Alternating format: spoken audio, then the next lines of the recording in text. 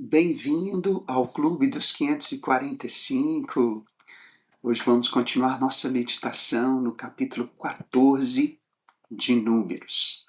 Vamos falar sobre essa parte da história tão rica de exemplos para nos ensinar, tanto exemplos bons como ruins. O tema de hoje é rebelião, intercessão, obstinação e destruição.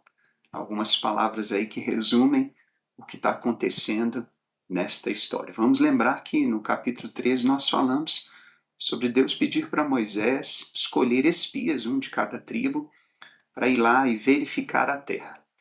E aí, quando eles voltaram da terra de Canaã, um grupo deu um relatório positivo, enquanto outro grupo deu um relatório ruim, ficaram com medo, tiveram síndrome de gafanhotos.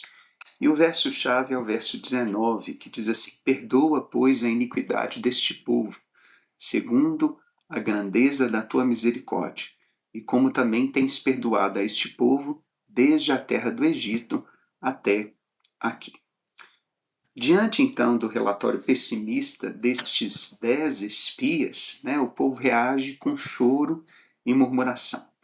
Mas veja, não é um choro de arrependimento, mas um choro de remorso. Eles reclamam da liderança de Moisés e Arão e decidem que vão escolher outro líder para levá-los de volta ao Egito. Eles estão rejeitando claramente o plano de Deus e a liderança que Deus deu para eles. Moisés e Arão, sabendo do grande pecado que o povo está cometendo, eles se colocam de joelho diante da congregação, e é um misto ali de arrependimento verdadeiro que eles fazem, mas também de horror diante da atitude de completa ingratidão e ignorância daquele povo. Moisés e Arão, eles estão prevendo a ira de Deus sobre aquele povo. Eles sabem que o que aquele povo está fazendo é digno de morte.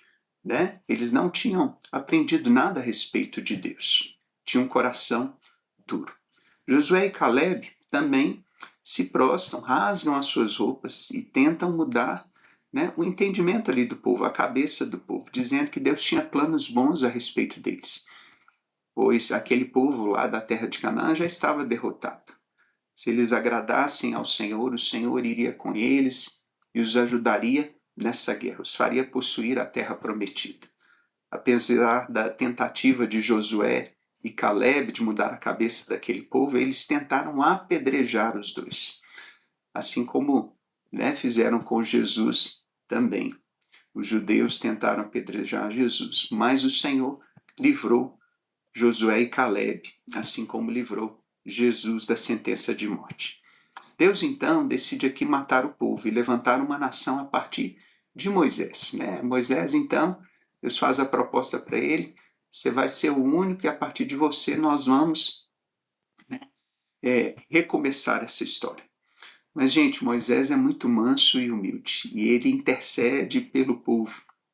O povo se levanta em rebelião, mas Moisés, como uma figura de Cristo, se destaca aí pela intercessão. Nem é preciso falar que o mundo também está dominado por rebelião. Quem vive no pecado é inimigo de Deus, não conhece, pois não faz a sua vontade. E todo pecado, gente, não se engane, tem como raiz a rebelião nos nossos corações. Mas Deus é tão bom, ele levanta grupos de homens e mulheres que decidem lhe seguir e que são intercessores para nós. Sabe, o intercessor não é apenas um mediador de salvação, ou seja, aquele que nos apresenta o Salvador. Ele é um profeta que se coloca na brecha para unir o povo a Deus. Ele ouve de Deus e comunica a vontade de Deus para o povo.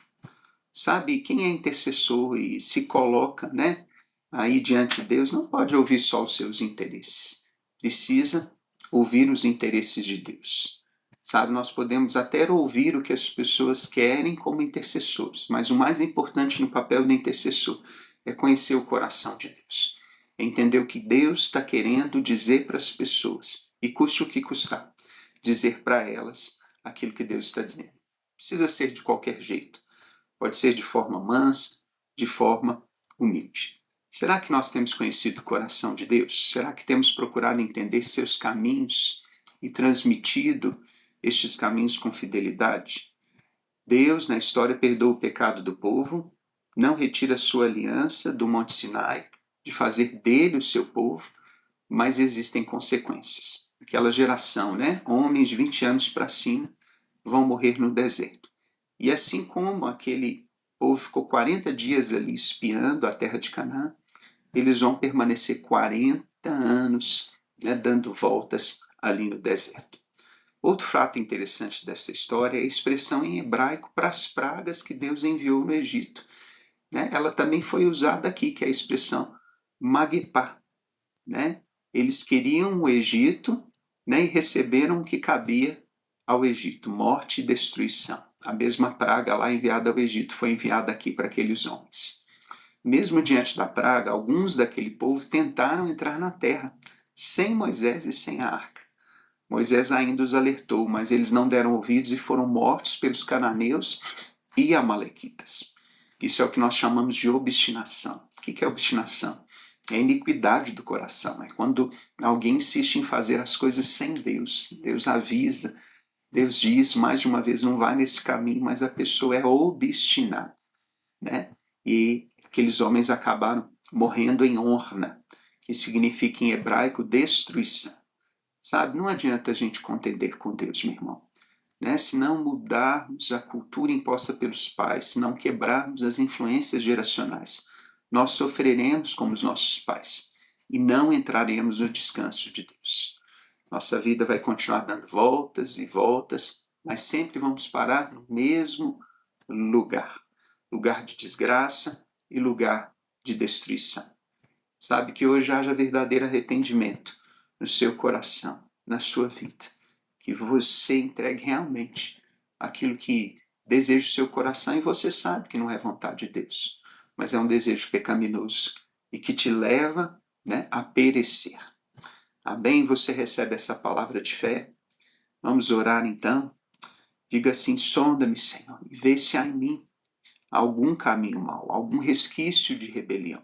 Converte os meus lábios e me dá uma visão do alto, de tal modo que a minha vida agrade a Ti e eu conquiste o lugar de descanso que o Senhor tem prometido. Assim eu oro. Amém e amém. Aleluia. Agradecemos a Deus pela sua palavra e amanhã estaremos aqui para mais uma meditação no livro de Números. Um forte abraço. Jesus te abençoe.